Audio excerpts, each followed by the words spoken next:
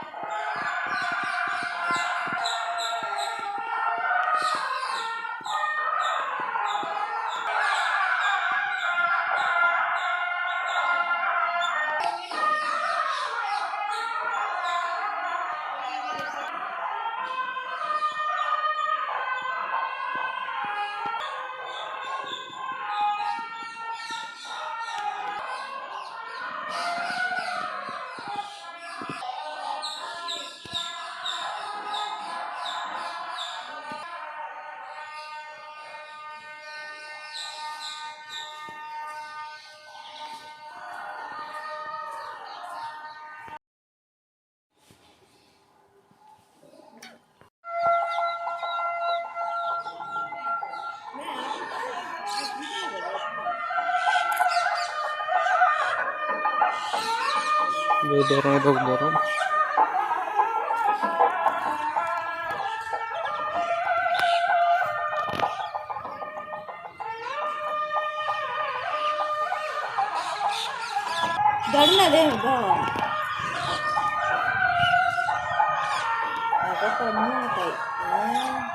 చేప ఒకటి చచ్చిపోయింది పెద్దదిగా దుమ్మాడ తోక కనబడతావు. ఈ తమిళనాడు గుళ్ళంతా చేపలు సాగుతారు.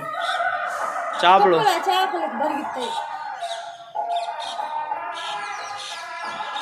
పెద్దది చెన్నై గుళ్ళల్లో అన్ని చేపలు ఉంటాయి. అన్ని నీళ్ళలో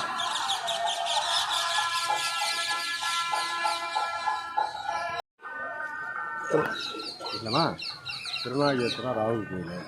நாகநாத சுவாமி இது சிவன். அம்பாள் லட்சுமி சரஸ்வதி பார்வதி 3 அம்பாள் உள்ளது. சேம்பு அம்பாளுங்க. சிவன் மூலவர் உற்சவர் ஆகும். இங்கே எப்பொழுதும் டெய்லி பாலாபிஷேகம் நடக்கும். பாலாபிஷேகம்னா இன்றைக்கி திங்கக்கிழமை 7:30 ராகுகால பூஜை. இதை இல்லாமல் இன்னும் 2 பூஜை ஸ்பெஷல் பூஜை உண்டு. அந்த பூஜை 11 12 மணி வரை ஸ்பெஷல் பூஜை. 5:30க்கு ஒரு ஸ்பெஷல் பூஜை இருக்குது. இங்கே சாதாரணமாக 5:30 மணிக்கு கோயில் திறப்பாங்க. 5:30க்கு கோயில் திறப்பாங்க. 6 மணிக்கு அர்ச்சனை ஆரம்பிப்பாங்க. 1 மணிக்கு பூண்டுவாங்க. 4 மணிக்கு திறந்து 8:45 வரையும் இப்போ கோயில் திறந்துருக்கும். இது இடைப்பட்ட காலங்களில் அர்ச்சனை நடக்கும், பாலாபிஷேகம் நடக்கும். ஒவ்வொரு நாளும் வந்து ராகு நேரத்தில் பூஜை நடக்கும். செவ்வாய் இன்றைக்கி திங்கக்கிழமை 3 பூஜைனா செவ்வாய்க்கிழமை 4 பூஜை நடக்கும். 4 பூஜைனா 7:30 9:30க்கு 1 11:30க்கு 1 3 4:30 1 5:30க்கு 1 மொத்தம் வந்து 4 பூஜை. ஒவ்வொரு நாளும் இப்போ புதன்கிழமைனா 3 பூஜை நடக்கும். 9:30க்கு 1 12 1 5:30 1 3 பூஜை. அது மாதிரி ஒரு நாளும் ஸ்பெஷல் பூஜை 2 3 செவ்வாய்க்கிழமை மட்டும் 3 பூஜை ஸ்பெஷல் பூஜை. பாக்கி எல்லா நாளும் வந்து ராகு காலத்தில் கரெக்டாக கோவில் 1 to 3 வியாழக்கிழமை நடக்கும். 3 4 வந்து வியாழக்கிழமை நடக்கும். 12 1 வந்து புதன்கிழமை நடக்கும். சனிக்கிழமை 9 10 நடக்கும். ஞாயிற்றுக்கிழமை 4 6 நடக்கும். இது எல்லாமே வந்து இந்த கோயிலுடைய பிரதான நவகிரகத்தில் 8வது கிரகம் ராகு, பிரதான ஒரு கோயில். இதுதான் வந்து நவகிரகத்தில் சேரும். பாக்கி திருப்பாம்பரம் எல்லாம் வந்து இயற்கையாக உற்பத்தி பண்ணிக்கிட்டது. மொத்தத்தில் 8வது கிரகம் ராகு. ராகுல வந்து ஒவ்வொரு நாளும் அபிஷேகம் நடக்கிறது விசேஷங்க. கல்யாண தடை, நாகதோஷம், ராகு திசை, ராகு புத்தி, ராகு கேது பரிகாரம், கலத்திர தோஷம், புத்திர பாக்கியம், காலசர்ப தோஷம், இது மெயினான பரிகாரம் பண்ணுற ஸ்தலம். கல்யாணம் ஆகாதவங்க, குழந்தை இல்லாதவங்க அதிகபட்சமாக வந்து இங்கே அபிஷேகம் பண்ணி குழந்தை பெற்றவங்க நிறைய பேர் இருக்காங்க.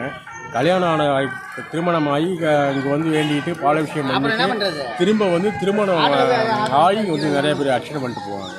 இதுதான் அந்த கோயிலோட விசேஷம். நன்றி.